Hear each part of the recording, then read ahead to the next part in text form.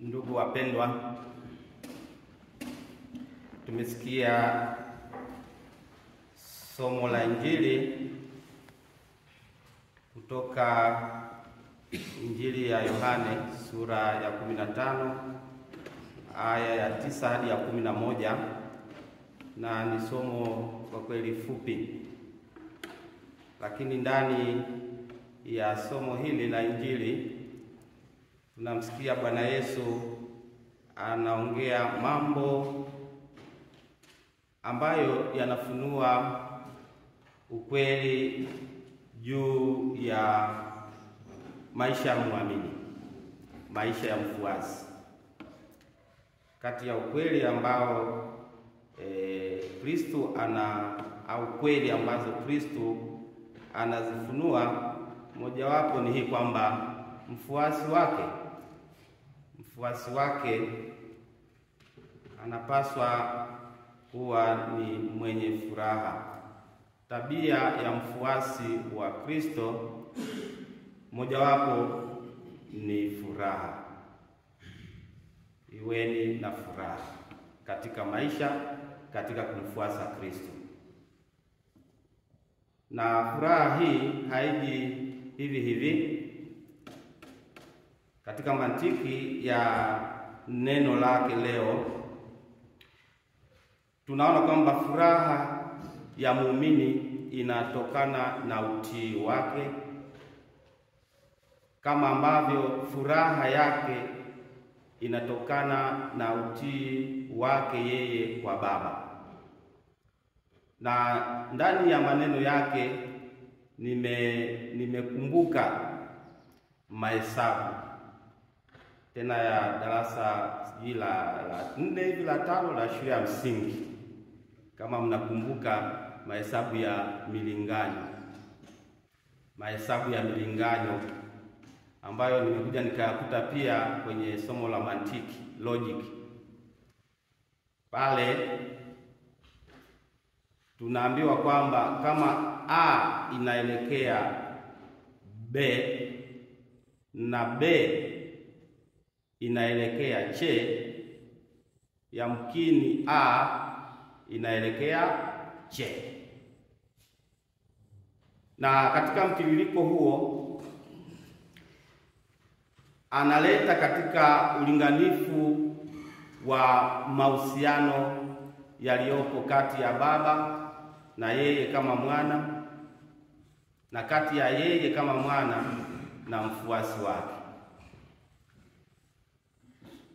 Katika ulinganifu huo, Kristo anaonyesha kwamba katika tunu ya upendo ambao yeye anayo kwa Baba, ni kwa maana hiyo hiyo, katika ulinganifu huo huo mwanafunzi wake atakuwa nayo, na hatimaye akiwa nayo itakuwa si ya kutoka kwa Kristo tu, bali itakuwa inatoka kwa Baba, ambapo kuna utimilifu wa tunu zote.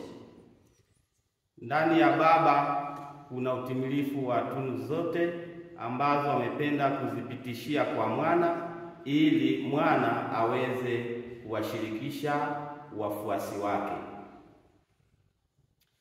Tunafahamu kukaa katika pendo, Kristo anaonyesha kwamba ni kuzishika amri. Kwa maana nyingine, kuzishika amri ni kutii. Kristo amekaa katika pendo la Baba yake kwa njia ya utii unaosindikizwa na unyenyekevu wake.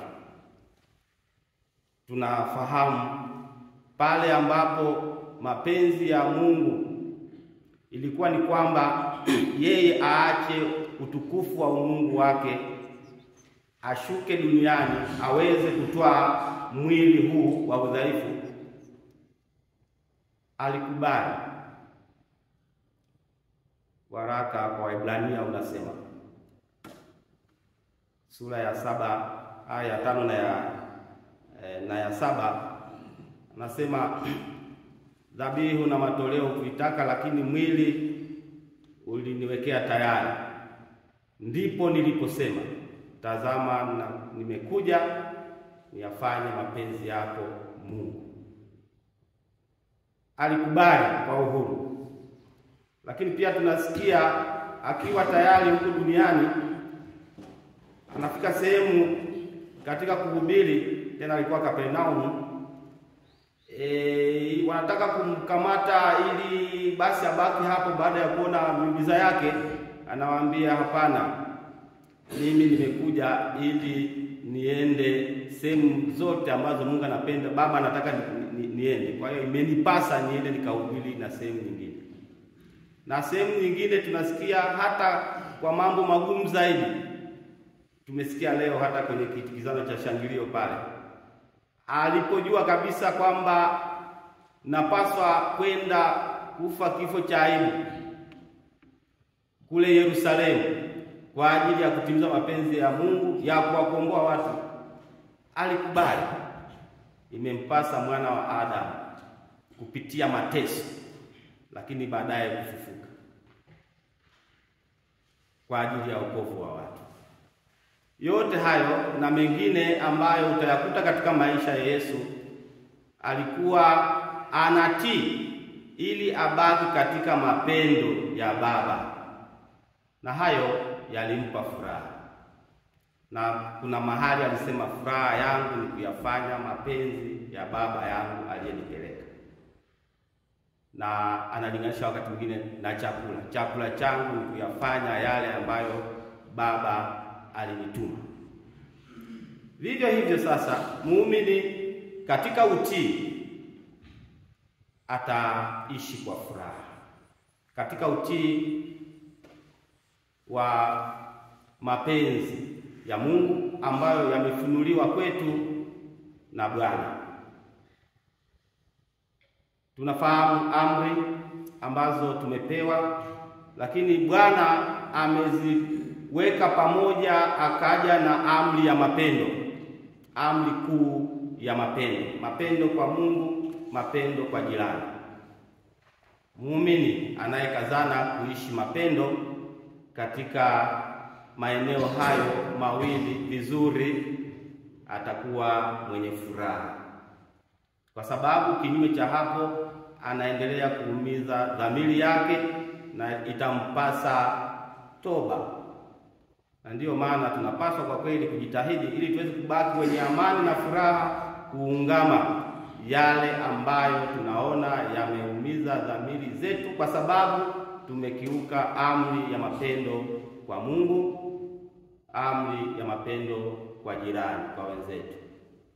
Tumuombe Bwana Yesu mfufuka atujalie kwa kweli tukae katika pendo lake, na kwa namna pekee atujalie kuwa na bidii ya kushika mafundisho yake, bidii katika kuadhimisha sakramenti zinazotutakasa, ambayo mojawapo na kuu kabisa ni sakramenti ya kitubio.